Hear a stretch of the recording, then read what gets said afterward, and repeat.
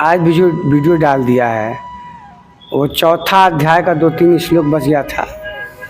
और आज मित्रों हम लोग जो है वो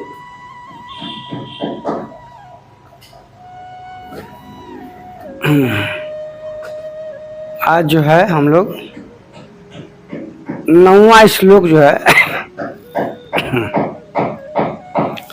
यथार्थ गीता का 9वां श्लोक जो है आज हम श्रवण करेंगे। और उस परम पिता परमेश्वर के लिए जो आपके अंदर विद्यमान है,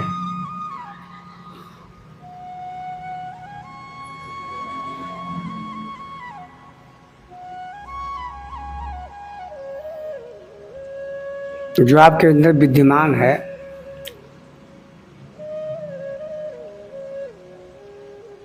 जो निरंतर है, शाश्वत है, सनातन है, पुरातन है, जिसका कभी क्षय नहीं होता।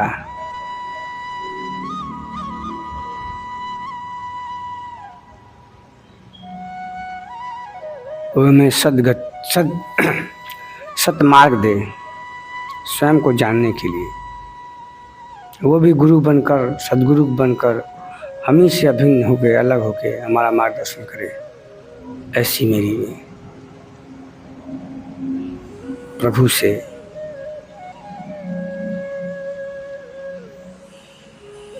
याचना है, अर्चना है, वंदना है। तो मित्रों हम 9वां श्लोक प्रारंभ करते हैं।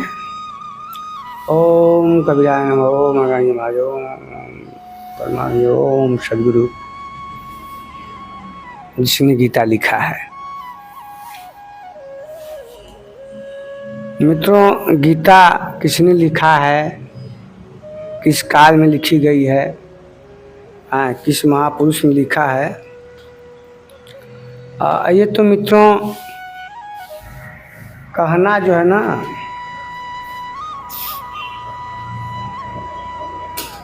क्योंकि मैं सब बहाने लगूंगा ना तो मामला गड़बड़ा जाएगा। गीता लोग बताते हैं 5200 वर्ष पहले लिखी गई है। मित्रों 5200 वर्ष पहले गीता लिखी गई है, तो आपको पता होना चाहिए कि किसी भी भाषा को लिखने से पहले ना उसके लिपि का होना बहुत आवश्यक है मित्रों। और बिना लिपि का ना भाषा का निर्माण नहीं होता है, और बिना व्याकरण का। और मित्रों सबसे पहले जो लिपि था उसका नाम था शाक्तायन, जो बौद्धिस्टों का था। उसके बाद इंद्रिय लिपि आया, समझ आया ना। चंद्रे इंद्रिय ये सब लिपियां हैं। और जो गीता है वो जो व्याकरण है, जानते होंगे पाणिनि एक ऋषि हुआ करते थे।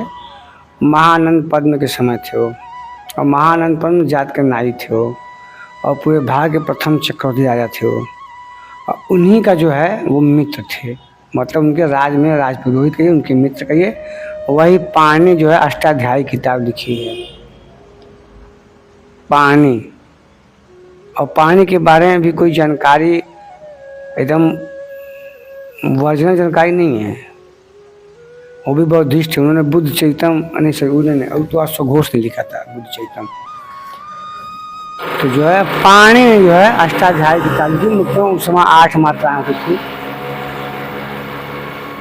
उसमें 2000 पद हैं, 2000 वो हैं धातुएं पद हैं। तो अष्टाध्यायी जो है उन्होंने किताब लिखी। और पाणिनि कब हुए थे?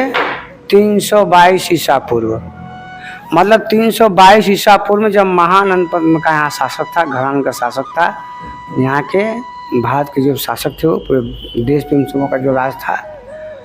तो महानंद पद्म के समय ही पाणिनि थे। और हम बचपन में हम संस्कृत किताब पढ़ते, पता है क्या लिखा था है कि भगवान शिव ने डमरू बजाया तो उससे जो महेश्वर सूत्र निकले, अयूर एवोर एवच हाइब्रट लड़ जब अगर अधर से पड़ा हैं, ससरा हला, मतलब ये महेश्वर सूत्र मित्रों 14 ठो मित्र सूत्र हैं, मैं संस्कृत से पढ़ा हूँ।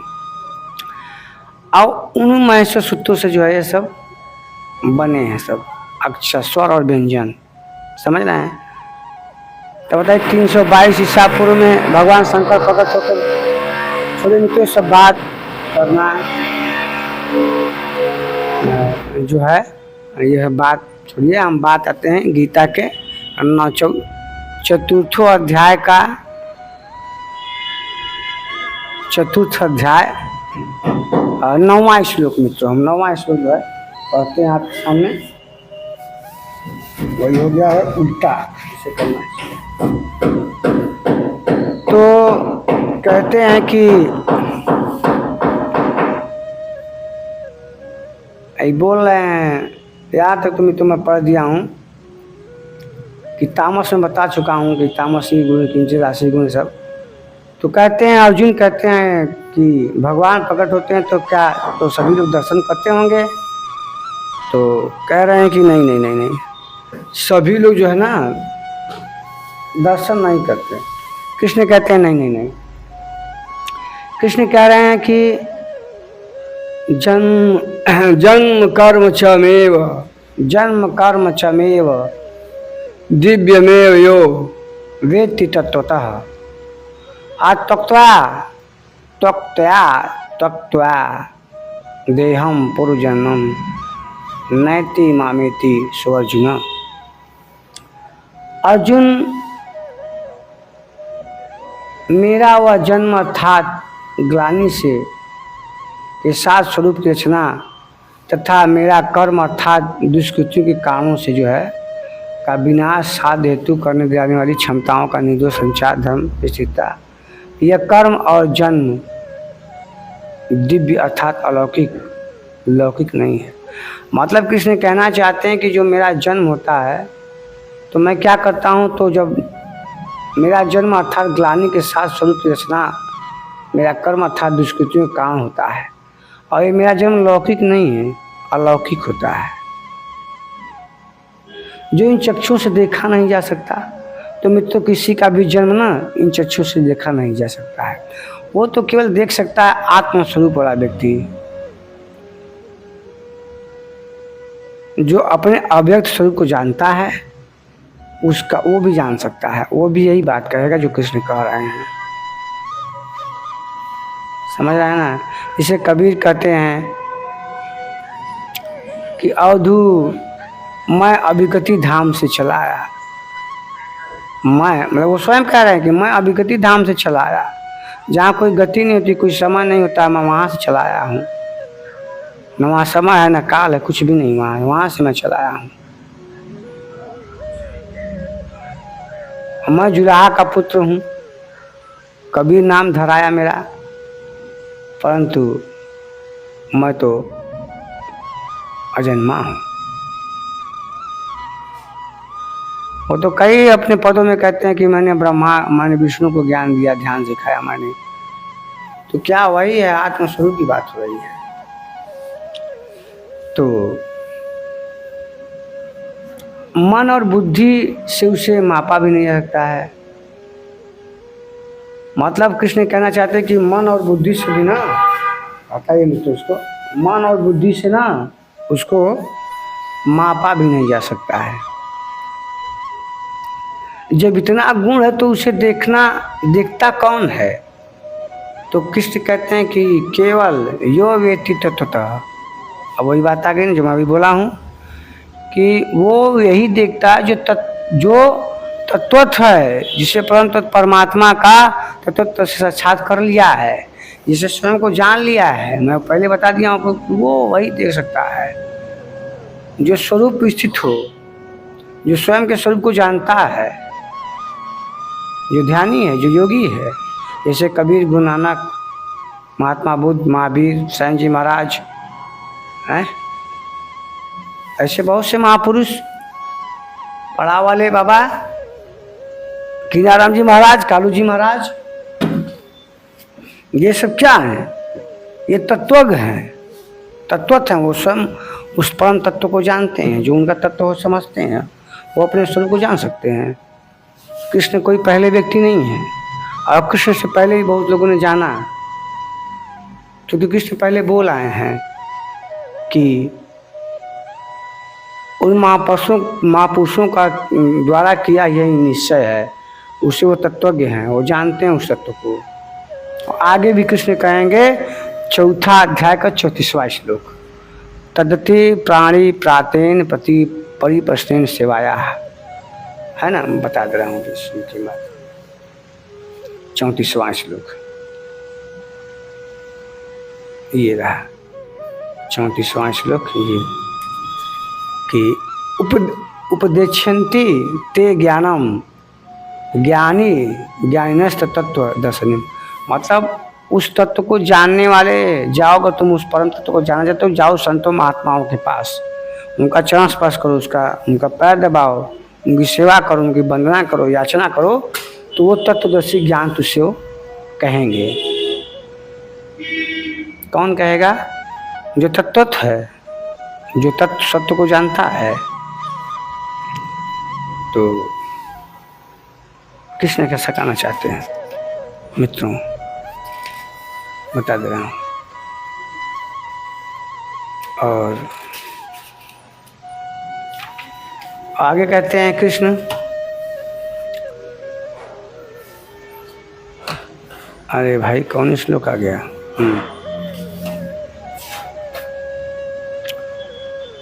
और वो वही कर सकता है, जान सकता जो तत्वदर्शी है, उनसे ही पूछने का विधान है, और वही मेरे इस जन्म कर्म को देखता है।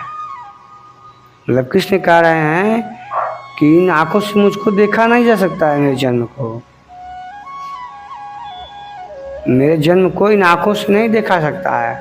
परंतु अर्जुन पूछ रहा है कि तो कौन देखता है, आपके जन्म को कौन देखने वाला है?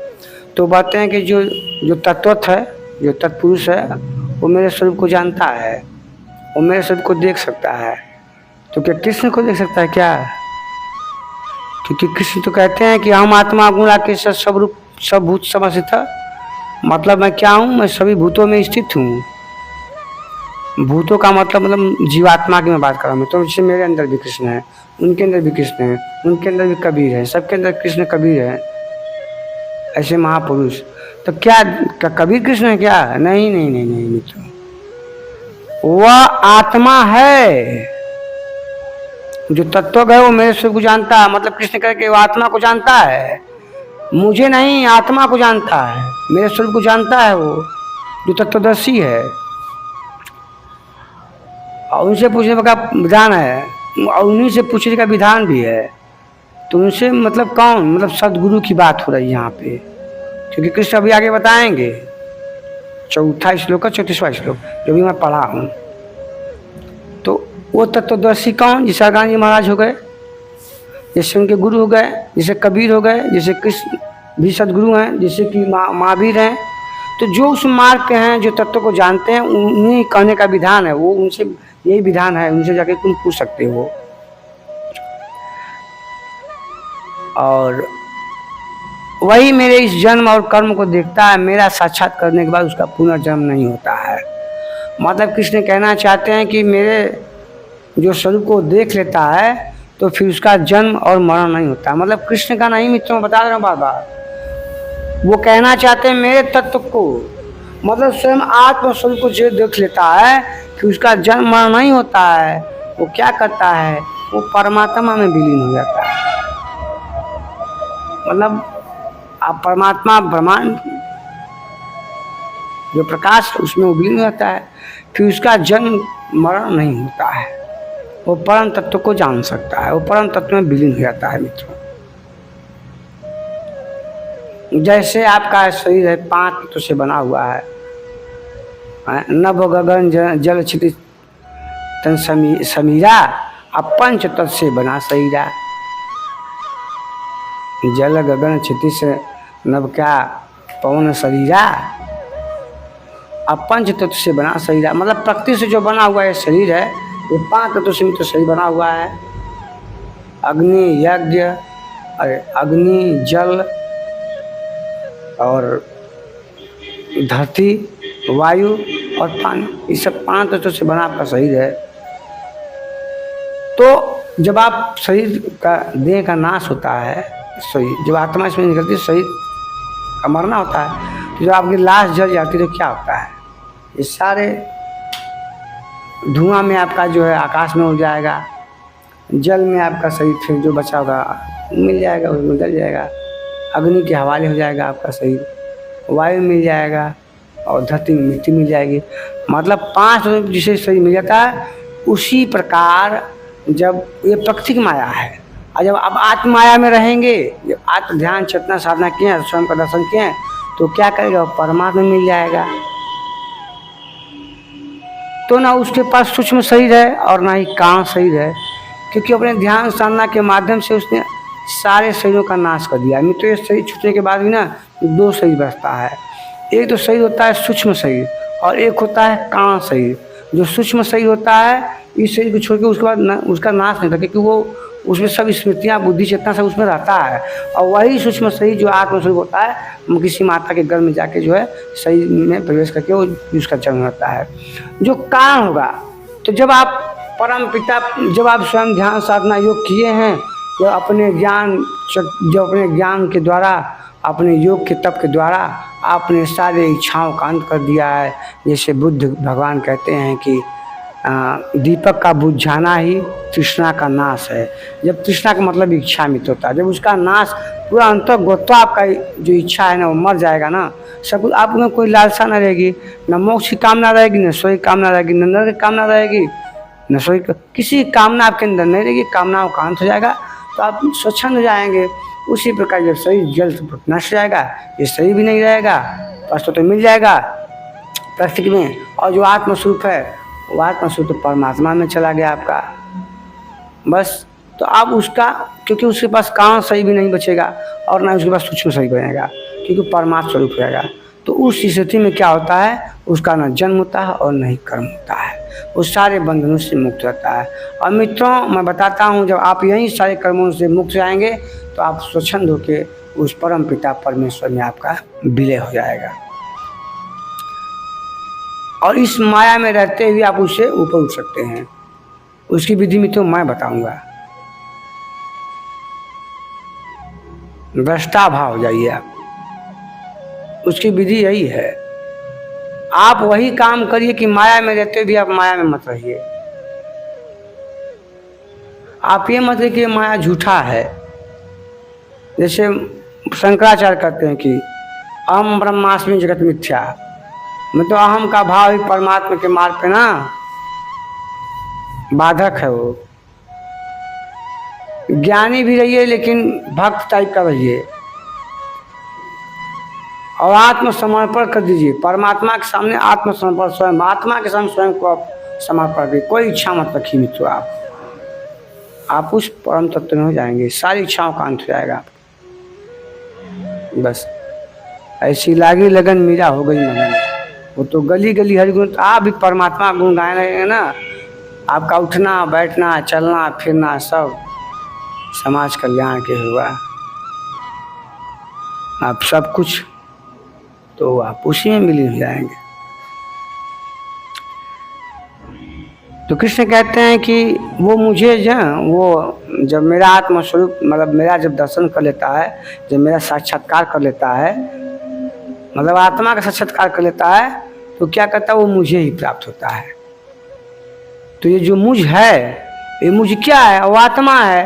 और आत्मा क्या है, तो उस परम तत्व का अंश है। जब ये अंश, अब आत्मा का दर्शन, स्वयं का दर्शन, स्वयं का मतलब परमात्मा का दर्शन, तो उसी को ही प्राप्त हो जाएगा। तो उसका जन्म होगा ही नहीं। वेरी सिंपल सा है, बस। तो जब तत्वदर्शी ही भगवान का जन्म और कार्य देख पाता है, तो लोग लाखों की संख्या में भीड़ लगाए क्यों बैठे हैं, खड़े हैं। कहीं अवतार होगा तो करेंगे। क्या आप तत्वदर्शी हैं? महात्मा वेश में आज भी विविध तरीकों से मुख्यतः वेशभूषा के आड़ में लोग प्रचार प्रसार करते हैं। मित्रों, आज बहुत से ऐसे हैं ना जो अपना प्रचार प्रसार कर रहे हैं कि मैं भी भगवान का अवतार हूँ। ऐसे बहुत सबको ढोंगी मिल जाएंगे, चमत्कार दिखाएंगे, वास्तव में उनको कुछ जानते ही नहीं है। वो अपना तो नाश कर रहे हैं, देश समाज का भी नाश कर रहे हैं चमत्कार दिखा के। तो अवतार या उनके दलाल प्रचार करते हैं कि तो भगवान के अवतार हैं। लोग भीड़ की भांति जो जाके वहाँ पे खड़े रहते हैं और क्या करते हैं, वो उनको प्रणाम करते हैं, नमस्कार करते हैं, भगवान आप तो मेरे गुरु है, तो मेरे भगवान। अरे भैया सब कुछ हैं वो। ए सुनू, तू खाना खा मत नहीं खाइए आप। तो उस जो है भीड़ लगा लेते हैं लोग। आप देख ही रहेंगे टीवी यूट्यूब मोबाइल पे, देखिए हमारे टिकटॉक पे आता रहता है। और सासा स्वीकार भी करता है, हाँ हाँ मैं गुरु हूँ, मैं तो भगवान ही हूँ, वो स्वीकार कर लेता है। इतना सम्मान मिलता है उसको। तो भीड़ की देखेंगे अवतार देखेंगे टूट पड़ते हैं लोग, किंतु श्री कृष्ण कहते केवल तत्वदर्शी देख पाता है।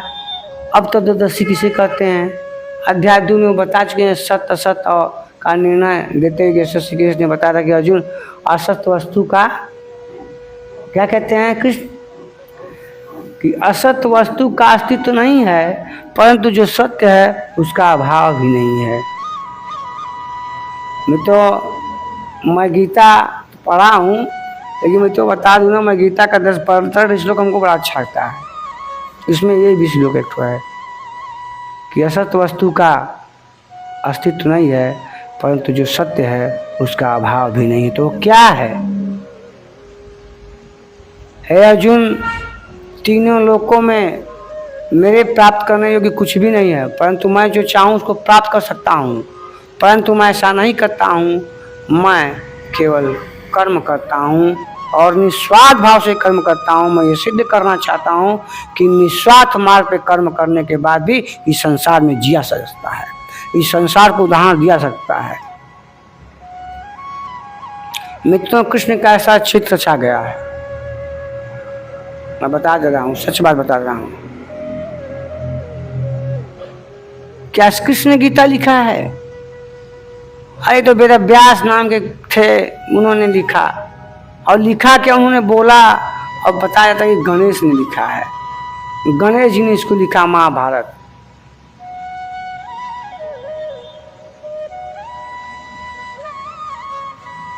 कहेंगे भैया हम लिख नहीं पाएंगे या तो बोल पाएंगे, तो एक है तो कह भैया हम लिख पाएंगे बस। कहें ठीक है आप लिखिए, मैं बोल रहा हूँ। तो क्या वेद व्यास लिखवाया है? तो वेद व्यास कौन थे? तो उसी केवटी के लड़के थे जो जन्म 26 साल 25 साल के हो जाते हैं, पराशर के लड़के थे। और उनका जन्म कैसे हुआ था आप जानते हैं? सत्यवती के गर्भ से हुआ था। और वही सत्यवती बाद में शांतनु की पत्नी बनती है। मतलब एक पुरुष तो वो पराशर, और पराशर के बाद फिर शांतनु, जो कभी शांत नहीं हुए, नाम तो उनका शांतनु है। हमेशा उनके अंदर काम वासना जागी रहती है। और फिर उसी से जो है और वेद व्यास जो हैं, फिर और गंगा के लड़के भीष्म पितामह हैं, और शांति परमित तो है गीता। मित्रों, गीता में ना कुल 745 श्लोक थे, अभी 712 श्लोक हैं इस गीता में। और श्लोक कहाँ गए? चलिए मित्रों, हमको आगे बढ़ना है। तो और सत्य का तीनों कालों में कभी अभाव नहीं है। तो क्या आप कर सकते हैं? क्या आप ऐसा कर सकते हैं कि उन्होंने बताया कि नहीं, तत्वदर्शी ने इसे देखा है, न किसी भाषाविद ने देखा है। कोई भाषा के जानकार, कोई डॉक्टर, कोई बहुत बड़ा पैसा वाला, कोई बहुत बड़ा व्यापारी हो, तो इसको वो नहीं देख सकता है। ये भाषाविद की बात नहीं है, ये कवियों की बात नहीं है। कोई बहुत बड़ा कवि है, कोई बड़ा कहानीकार है, कोई डायरेक्टर है, तो प्रोड्यूसर को पैसा, ये लोग नहीं। वो तो केवल तत्वदर्शियों के लिए है। वो केवल तत्वदर्शी उसको देख सकता है। तत्वदर्शी एक प्रश्न है, ऐसा कुछ नहीं कि 5 तत्व, मतलब तत्वदर्शी का मतलब मित्रों महाराज जी कहना चाहते हैं कि तत्वदर्शी को देंगे अब तुम 5 तत्व को जान गए कि 5 तत्व से बना शरीरा, जल गगन क्षितिज समीरा, 5 तत्व से बना शरीरा, समीरा। तो ये सब नहीं है। अब 25 तत्व जान गए, तो ये तो गिन लिए, गणना करें। इसका मतलब नहीं कि तुम तत्वदर्शी हो गए। तत्वदर्शी का मतलब जो तत्वज्ञ है, जो आपके अंदर जो बोल रहा है, जहाँ से एनर्जी उठ रही है, कहाँ से उठ, वो उसको देखना है, मैं कौन हूँ। उसको जो जानता है, जैसे महर्षि रमन ने कहा मैं कौन हूँ, तो स्वयं को जान गए हो। तो वही इसकी बात कर सकता है, वही इसकी कोई भाषा भी, तो कोई डायरेक्टर, कोई डॉक्टर या कोई बहुत बड़ा इंजीनियर ये सब नहीं बता पाएगा, कितना वो पैसा वाला बहुत बड़ा व्यापारी हो। तो इसी गाना से श्री कृष्ण ने बताया कि आत्मा ही परम तत्व, आत्मा परम तत्व में संयुक्त होकर परम परमात्मा होता है। मतलब आत्मा ही परम से संयुक्त होकर, मैंने पहले आपको बता दिया कि उस समुद्र का बूंद ही आत्मा है और आत्मा का स्वरूप परमात्मा है। तो आत्मा परम कह रहे हैं महाराज जी की, आत्मा परम से संयुक्त, मतलब जब कनेक्शन हो जाएगा। इससे मैं तुम आपको साधारण सी बात बता रहा हूँ। जैसे मान आप मोबाइल है ना, आप मोबाइल चलाते हो ना, तो मुझसे मान हमारे में नेट नहीं है, परंतु हमको नेट चाहिए, तो मैं क्या करूँगा, मैं नेट क्या करूँगा कि मैं उनसे नेट मांग लूँगा। जैसे सोनू बैठे हैं हमारे सामने, तो सोनू से हम मांग लेंगे भाई सोनू अपना दो नेट, या हमारे पास नेट है, सोनू के पास नेट नहीं है, तो क्या करेंगे कि अब मेरा नेट मेरे में से दाब देंगे, वाईफाई बोलते हैं, तो वाईफाई करके, और उसमें जो है कौन नंबर हो, कार्ड वाला हो, नंबर क्या रहता है ना, कोड नंबर क्या रहता है, हाँ जो भी नंबर हो आप उसको डाल देंगे तो कनेक्ट हो जाएगा, तो मेरे नेट से नेट अपना चलाएंगे। तो उसी प्रकार में तो परमात्मा है, अल्लाह है, ईश्वर है, जो भी है। तो उसी से जब आप ध्यान योग साधना करेंगे ना, तो सुरती भर लगा देंगे ना, कांटा जैसे मछली का, जैसे नदी होता है, नदी में आपको मछली फंसाना है तो उसमें कांटा लगाएंगे, मतलब कटिया, उसमें चारा डालेंगे, ऐसे फंसे तो क्या होगा, मछली फंस जाएगा। उसी प्रकार में तो होता है, परमात्मा रूपी धागा होता है, ज्ञान रूपी धागा होता है, ध्यान रूपी धागा होता है। वो आपका जब ध्यान, आप सुरती आपको लगा देंगे, सूरत का मतलब हम चेहरा की बात नहीं करेंगे, तो सुरती का मतलब होता है आपके अंदर जो आपका गुण है, जो साधना योग है, जो सुरती है, जो गुण आपके हैं, जो परमात्मा गुण है, तो उसको जब लगा देंगे, बस सुरती लगा भी देंगे, कनेक्शन हो जाएगा, बस कनेक्शन आपका अटैचमेंट हो जाएगा। बस वही तो बोल रहे हैं कि महाराज जी की कर्म नहीं टूटना चाहिए, ध्यान करना चाहिए।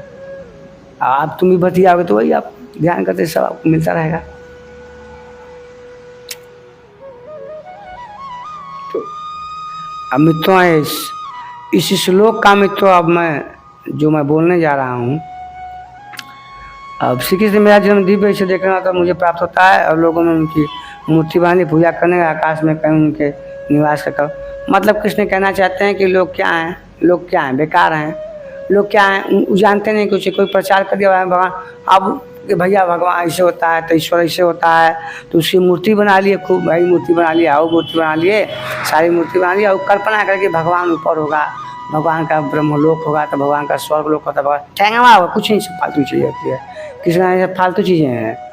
कोई परमात्मा, अब कोई भगवान नाम की सत्ता नहीं है, बस वो है ऊर्जा है, ऊर्जा में आप चले जाएंगे बस। और कल्पना करके निवास करते, कल्पना करते कि भाई उनका घर भी होगा, वैकुंठ होगा, तो कुछ नहीं होता मित्र से। उन महापुरुष का होता आशय केवल इतना है कि यदि आप निर्धारित कर्म करें तो पाएंगे कि आप ही दिव्य हैं। मतलब निर्धारित कर्म क्या है, वही जो यज्ञ की प्रक्रिया है, जो कृष्ण पहले श्लोक में बताए हैं 3रा अध्याय में।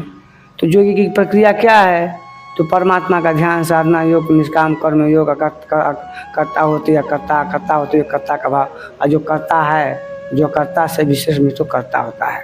तो ये सब साक्षी भाव, ये सब हो जाएगा, अब दृष्टा हो जाएंगे, तो बस ये इसकी क्रिया है, इसकी विधि है। अब इसको जान लोगे तो आप स्वयं, आप ही स्वयं को देखेंगे, मैं ही तो दिव्य हूँ। तभी तो शंकराचार्य कहते हैं, तभी तो कृष्ण कहते हैं, जब आप भी अपने स्वरूप को जान जाएंगे तो आप भी वही बात करेंगे जो कृष्ण कह रहे हैं। आप जो कहते हैं वह मैं हो गया हूँ, मैं आपकी सम, तो यहाँ पे कहने का मतलब यही है कि केवल इतना, यदि आप निर्धारित कर्म कर पाएंगे तो आप ही स्वयं को देखेंगे, आप भी दिव्य हैं। आप मित्रों, मैं बार बार कहता हूँ कि मैं 12 मासी भजन है आरानी महाराज जी का, 12 मिनट का है, और उसका मैं वीडियो पूरा अध्यात्म है मित्रों। कोई कृष्ण कोई राम नहीं, कुछ नहीं होता मित्रों, आप ही अखंड हैं। आप ही ध्यान साधना करेंगे, आपको खुद समझ में आए क्या मेरे सिवा तो कुछ है ही नहीं है, मैं तो अखंड हूँ, मैं ही तो ब्रह्म हूँ। ये सब ध्यान से होगा, चिंतन से होगा, मनन से होगा। तो आप जो हो सकते हैं, और मैं भी आपसे कह रहा हूँ मित्रों, आप जो हो सकते हैं वो मैं हो गया हूँ। मतलब मैं नहीं कह रहा, कृष्ण कह रहे हैं कि हे अर्जुन तुम भी वो हो सकते हो, मैं हो गया हूँ। तो मैं तुम्हारा क्या हूँ? तो मैं आपकी संभावना हूँ, मैं आपका भविष्य हूँ। आपने मेरे भीतर जिस दिन ऐसी पूर्णता पाए, आप स्वयं के भीतर जब ऐसी भावना पा लेंगे कि वैसी आप चेतना आप में हो जाएगी, तो आप स्वयं वही बात करेंगे जो कृष्ण कह रहे हैं। कृष्ण की आत्मा स्पेशल थोड़ी ना मित्रों, लेकिन कृष्ण ने अपनी आत्मा को स्पेशल बना दिया। आप भी बना सकते हैं। और मित्रों मैं इस श्लोक पढ़ के बस इसको विराम दे रहा हूँ। और मित्रों ये श्लोक बहुत बढ़िया है। इसमें जो फिल्म आप देखे होंगे, पता नहीं कौन गार्ड,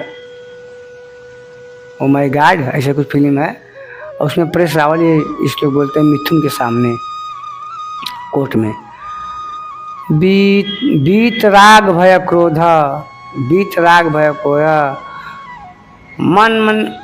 मन मया मामु पाशता, बहो ज्ञान तपसा भूता मद्वा मागता।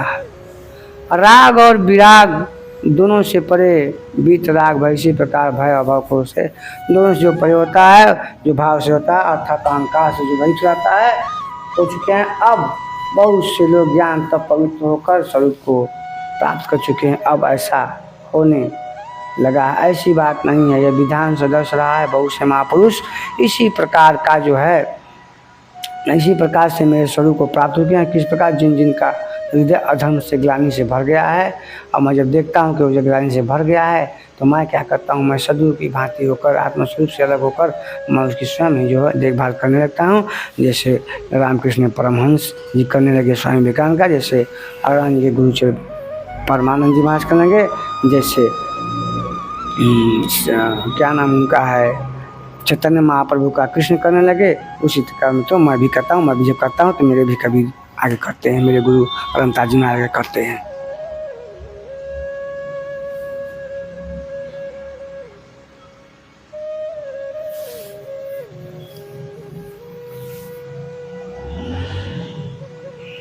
तो वही बात है। तो मेरे स्वरूप को प्राप्त हो, जिससे योगेश्वर श्री कृष्ण तत्व दर्शन कहा है, उसे ही अब ज्ञान कहते हैं। परम तत्व परमात्मा उसे प्रदर्शन में रही में क्या होता है कि साथ जानना ज्ञान है, जो प्रत्यक्ष आत्मिक प्रत्यक्ष ज्ञान को आप जान गए हैं, तो आप समझिए कि आप ही तत्वदर्शी हैं। ऐसी जानकारी वाले ज्ञानी मेरे स्वरूप को प्राप्त होते हैं, मतलब आत्मस्वरूप को ही प्राप्त होते हैं। यहाँ ये प्रश्न पूरा होता है। अब योग्यता के आधार पर भरने को सही बात है। ओम परमात्मा नमो, ओम आप कल्याण हो, आपके बाल पे सुखी रहें, संपन्न है। ओ जितने कष्ट मित्र मजे अपने गुरु दे देंगे। प्रभु जी तुम चंदन हम पानी, प्रभु जी तुम दीपक हम बाती, जिसकी जो जल दिन जाती है निकाल रहा खा तो खाना हो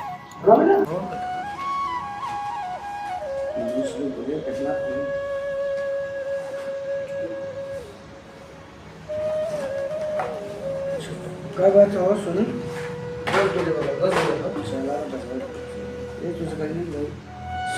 खाना खा रहे थे, ठीक है ना? 10 बजे तो खुद टाइम ले लेंगे, गर्मी का ज़्यादा करेंगे, 10 बजे तक हमने खा लिया।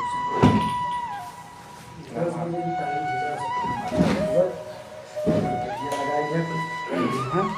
हमके साथ एक तकिया है आदत का,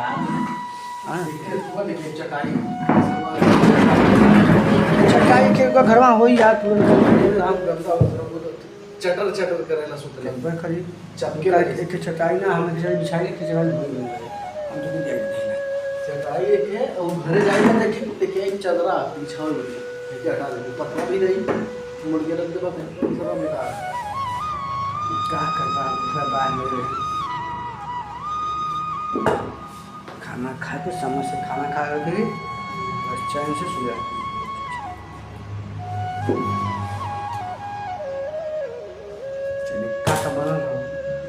सब्जी है, कौन सब्जी है? सब्जी चावल का बनवा देगा देखा लोग तो ही मुझे बना लो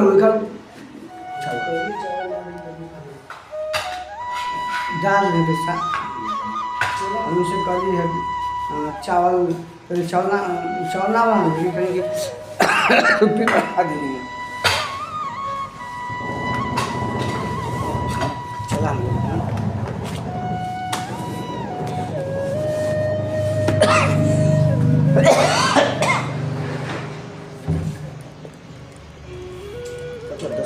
दुकान सब बढ़ा, ये ठंडी में रही।